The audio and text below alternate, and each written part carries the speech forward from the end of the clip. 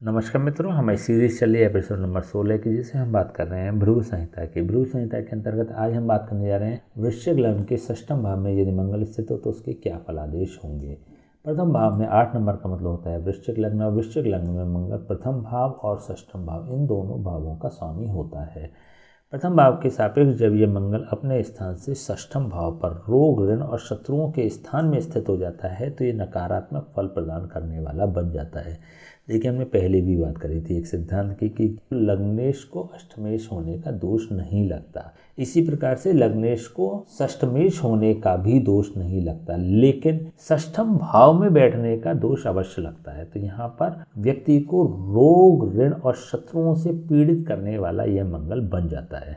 आपकी इम्यूनिटी को डाउन कर देने वाले होते हैं, आपकी विटेलिटी को डाउन करने वाले होते हैं, आपकी जीवन शक्ति को क्षीण करने वाले होते हैं, रोग प्रतिरोधक से लड़ने की क्षमता को कम कर देने वाले होते हैं। तो यहाँ पर आपको रोगी तो अवश्य ही बना ही देंगे। पहली चीज, ऋण से भी आप ग्रसित रहेंगे और शत्रुओं से भी आप पीड़ित रहेंगे। तो यहाँ पर ओवरऑल अगर देखें तो मंगल की षष्ठम भाव में स्थिति बेहतर नहीं होती, और यहाँ पर ये अपने स्वर राशि में भी स्थित हो रहे हैं। तो इट मीन्स कि रोग भाव को या षष्ठम भाव को अत्यधिक एक्टिवेट कर देने वाले ऐसे मंगल बन जाते हैं। विशेष रूप से 28 साल की उम्र तक तो आपको रोग पीड़ित करते ही रहेंगे। इसके अलावा आप ऋण से भी पीड़ित रहेंगे और आप शत्रु पक्ष से भी पीड़ित रहेंगे। देखिए, जब यहाँ पर लग्नेश भी जब षष्ठम भाव में पहुंच जाते हैं ना, तो यहाँ पर स्थिति ऐसी हो नहीं पाती कि आप चीज़ों से फाइट कर पाएं। आपके रोग, ऋण और शत्रु तीनों ही आप पर हावी रहेंगे। मंगल के जो भी कंटेंट्स हैं वह आपको कमजोर प्राप्त होंगे। मंगल होता है शूरता, वीरता, पराक्रम, आक्रामकता, क्रोध, धीरज और गंभीरता का कारक है। ये सभी जो कंटेंट्स हैं आपके व्यक्तित्व में कमजोर स्थिति में पाए जाते हैं। तो इट मीन्स कि यह भी आपकी पर्सनैलिटी को, आपके व्यक्तित्व को कमजोर कर देने वाली स्थिति बन जाती है। देखिए, छठा भाव होता है नौकरी का भाव। जब यहाँ पर स्वग्रही मंगल स्थित हो जाते हैं तो आपको नौकरी बेहतर प्रदान करने देने वाले ये बन जाते हैं।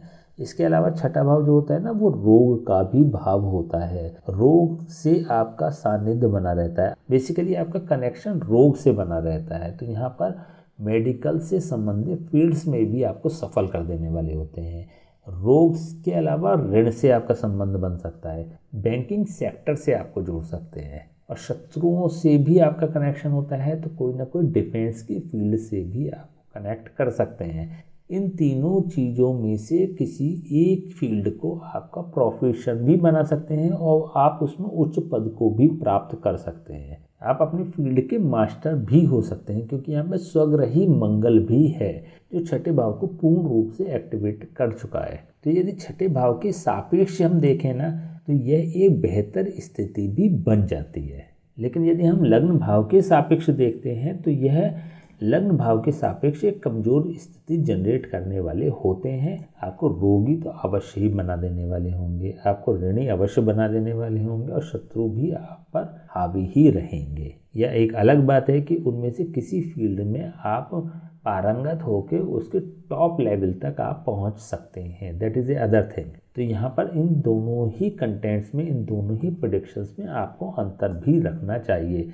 दोनों ही अलग अलग बातें हैं, लग्नेश के सापेक्ष और षष्ठम भाव के सापेक्ष। यदि हम इसके कारकत्व की दृष्टि से देखते हैं तो मंगल होता है तृतीय भाव का कारक और षष्ठम भाव का कारक। षष्ठम भाव के सापेक्ष हम विस्तार से चर्चा कर चुके हैं। यदि हम तृतीय भाव के सापेक्ष देखते हैं तो तृतीय भाव से यह मंगल चतुर्थ भाव में, सुख भाव में स्थित हो रहे हैं। तृतीय भाव होता है मेहनत का, पुरुषार्थ का, पराक्रम का और संघर्ष का। आपको संघर्ष कराने वाले होंगे, लेकिन संघर्ष का सुख भी प्रदान करेंगे। एट द एंड आप एक अच्छी डेजिग्नेशन पे, पोजीशन पे भी पहुंचेंगे। यहाँ पर पराक्रम का कारक भी तृतीय भाव होता है। पराक्रम का भी आपको लाभ मिलेगा, परिश्रम का भी आपको लाभ मिलेगा। लाभ से मतलब क्योंकि सुख के भाव में स्थित है तो एट द एंड आप सुख प्राप्त करेंगे इन सभी चीज़ों का।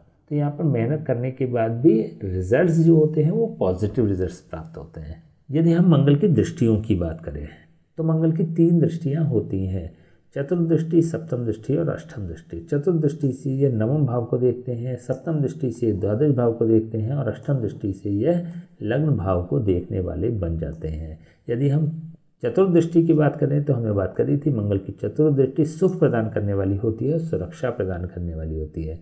यहाँ पर आपको भाग्य का साथ भी मिलता है, आप भाग्यशाली भी होते हैं। हालांकि ये मंगल अपनी नीच राशि को देखने वाले बन रहे हैं, तो वही जो हम बात कर चुके हैं कि संघर्ष तो अवश्य ही कराएंगे, लेकिन एट द एंड आपको भाग्य का साथ मिलेगा और आपने अपने उच्च पद को प्राप्त करने वाले बन जाएंगे। यदि हम सप्तम दृष्टि की बात करें तो सप्तम दृष्टि जब द्वादश भाव पर पड़ती है और यथावत दृष्टि पड़ती है, देखिए हमने बात करी थी कि मंगल की सप्तम दृष्टि या किसी भी ग्रह की सप्तम दृष्टि यथावत दृष्टि होती है। जैसा मंगल होता है या कोई भी ग्रह होता है, वैसे ही कंटेंट्स वाली ये दृष्टि प्रदान कर देने वाला बन जाता है। मंगल यहाँ पर शुभ स्थिति को प्राप्त नहीं हो पा रहे हैं, क्योंकि यहाँ पर लग्नेश पूर्ण रूप से दूषित हो चुका है और छठे भाव में बैठ चुका है। तो ऐसी स्थिति में जब ये द्वादश भाव पर भी दृष्टि देते हैं तो द्वादश भाव के कंटेंट्स की हानि करने वाले बन जाते हैं। द्वादश भाव होता है हानि का और द्वादश भाव होता है खर्चों का, व्यय का। तो आपकी व्यय को कम करने वाले होंगे, आपकी हानियों को रोक देने वाले होंगे। तो द्वादश भाव के सापेक्ष यह दृष्टि पॉजिटिव फल प्रदान करने वाली हो जाएगी। जब मंगल की पूर्ण दृष्टि लग्न भाव पर पड़ती है और अष्टम दृष्टि पड़ती है, तो हमने बात करी थी मंगल की अष्टम दृष्टि विध्वंसकारी दृष्टि होती है। ऐसे में यह लग्न को पीड़ित करने वाले बन जाते हैं, जो अभी हम लग्न भाव के सापेक्ष बात कर चुके हैं कि रोगी बना देने वाले होंगे। मंगल की महादशा अंतरदशा में विशेष रूप से आपको रोग प्राप्त होंगे।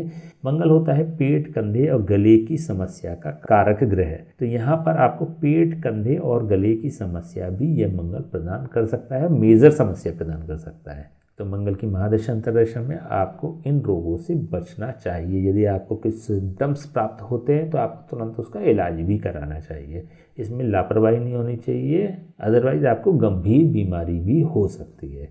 चलिए हम बात कर लेते हैं इसके उपाय की।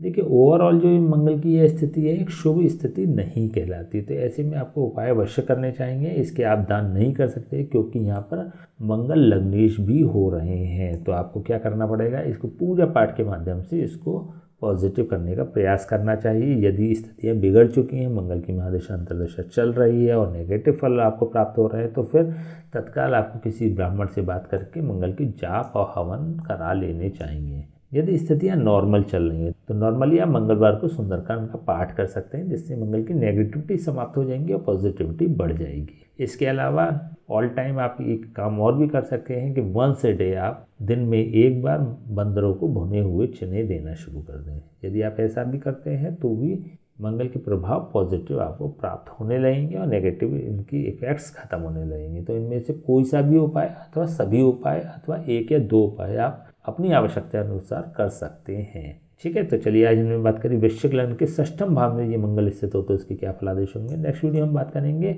वृश्चिक लग्न के सप्तम भाव में यदि मंगल स्थित हो तो उसके क्या फलादेश होंगे। तब तक के लिए हमें आज्ञा दीजिए, नमस्कार।